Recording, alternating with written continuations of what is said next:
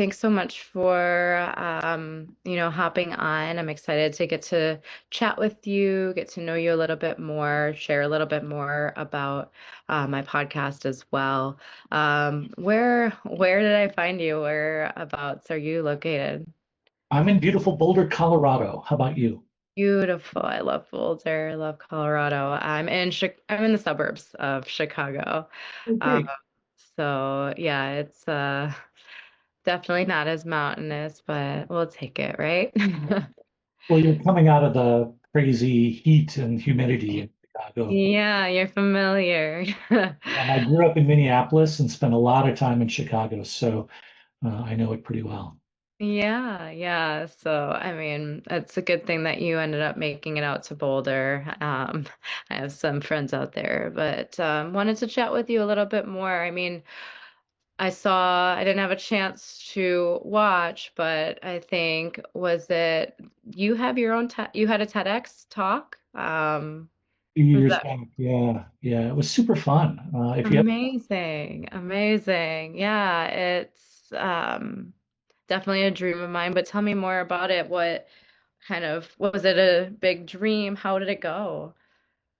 it was a lot of fun. I really enjoyed it. I got to talk a little bit about innovation and how to do new things in a world where everything has been done before, and it's super fun. I really enjoy it. And for me, I think my journey as an entrepreneur has been really weird, and so it's fun to tell those stories.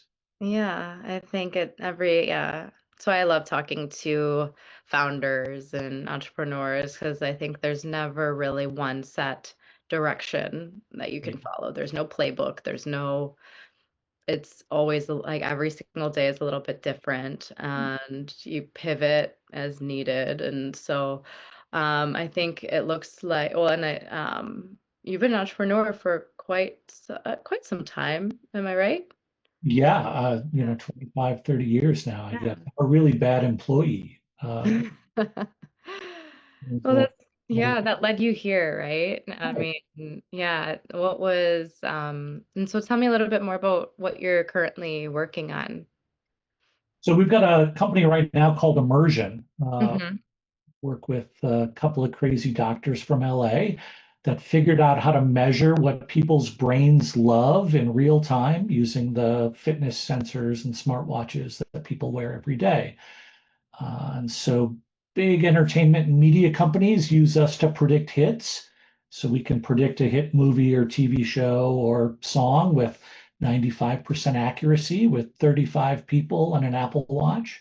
Wow. Um, Hmm. and then we found that this same science that allowed us to predict a hit Marvel movie allowed us to predict things like loneliness and depression in people 2 days in advance. Wow.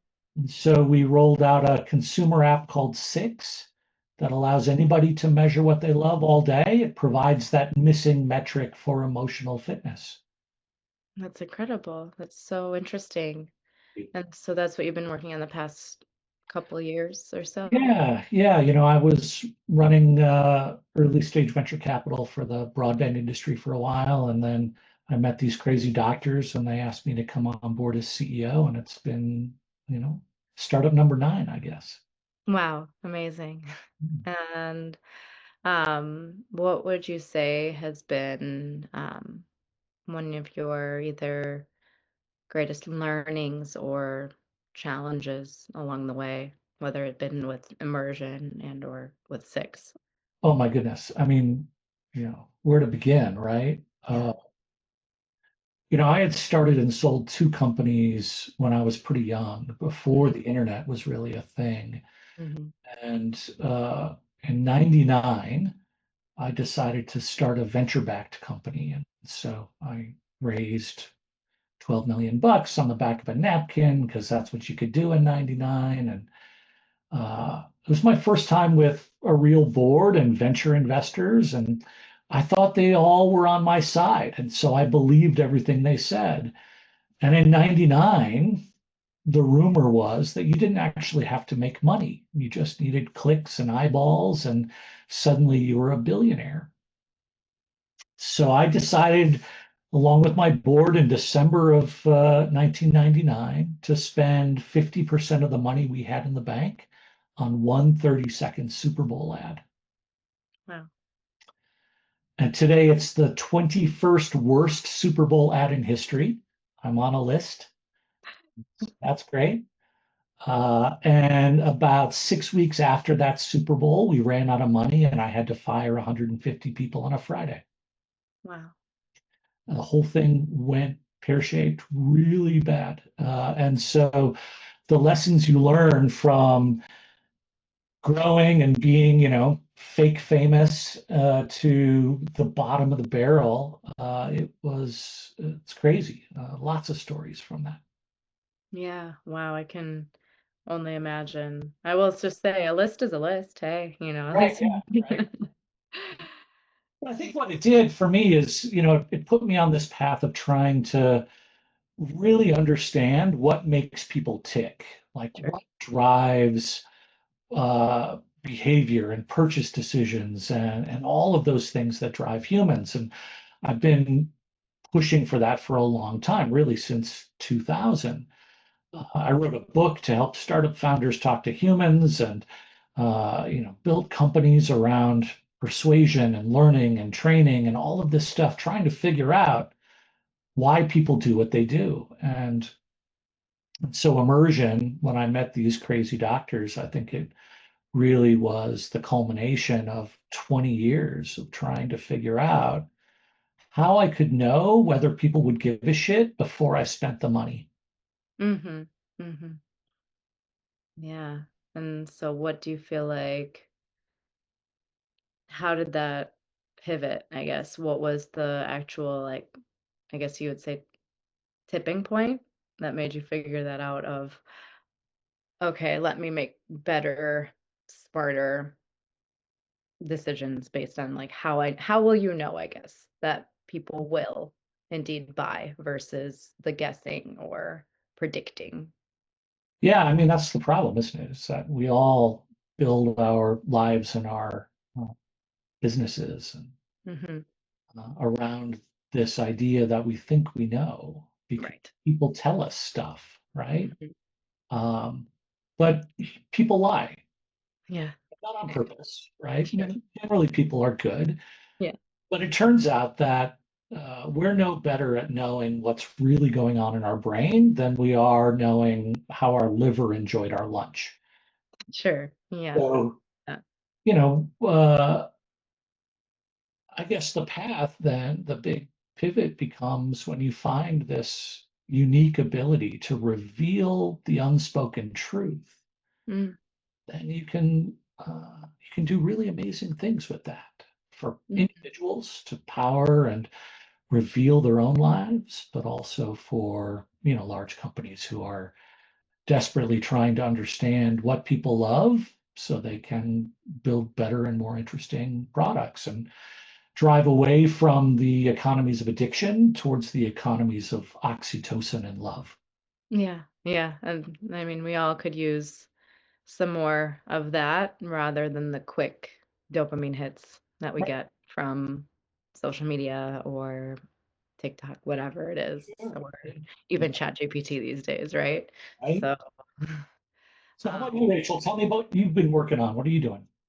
yeah, so a little bit about my journey, my story. I've been in the wellness entrepreneurial space for the past 7, 8 years. Left a company of I was an IT recruiter, and I was there for um, about almost 4 years before I was just very anxiety ridden, burnt out, and I knew that there needed to be a better way, and so I like you said, you were not a good employee. I don't think I was either. So I decided to try my luck at entrepreneurship. I knew that if it didn't work out, I could always find myself another job, but essentially I haven't looked back.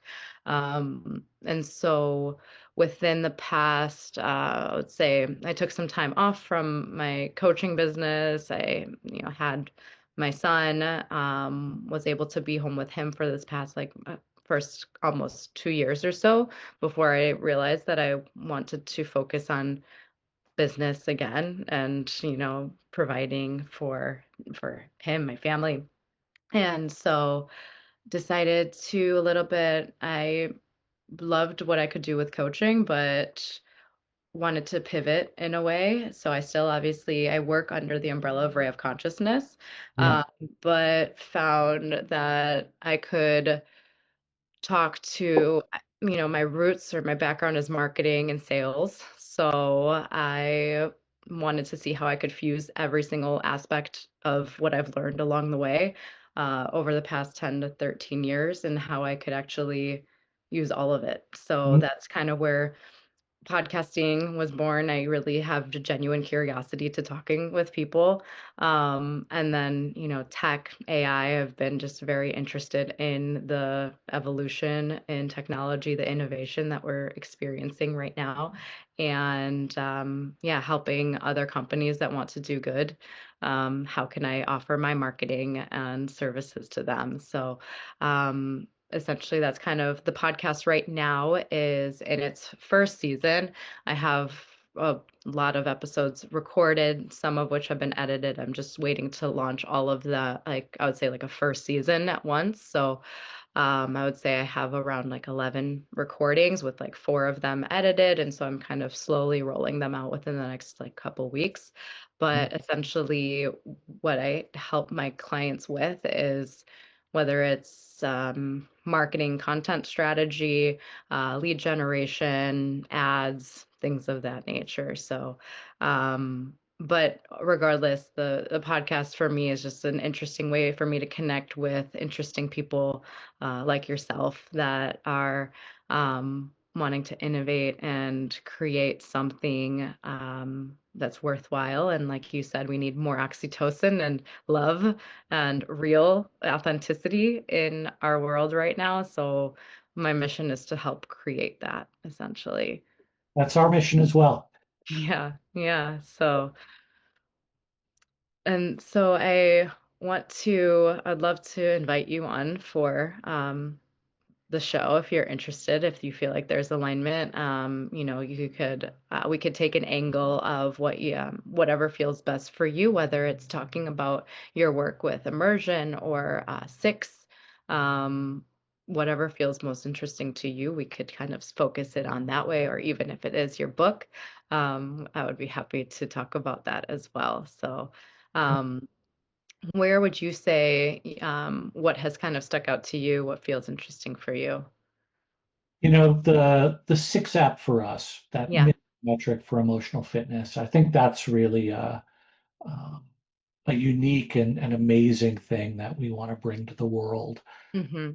So maybe with your background in well-being and wellness, that might be a nice angle. Yeah, I would agree. That's kind of where, what I saw. Obviously, it's, your most recent work. So that's kind of where why I reached out to you in the first place. Because I just saw, it's very, yeah, just I think it's really interesting on the way that we can track emotional fitness. I thought what you shared about like wearables and how Mhm. we can actually integrate that piece of it to actually focus on the emotional, the neuroscience, the mental well-being. Because I think just like yeah, more and more we're seeing just people being burnt out and That's the right. I mean, there are all these blog posts and people who talk about steps and diet and yoga and meditation and all of that stuff. But there are a lot of depressed people who meditate and a lot absolutely. of sad people who do yoga. Yeah. You know, that stuff is fine. It's great. It's a method, but it's not measurable, right? Hmm. Track how many times you went to yoga, but you don't know if it mattered. Right. Yeah. Where you really need a metric now to understand what matters to your brain. And, Hmm. and we think that's what we provide.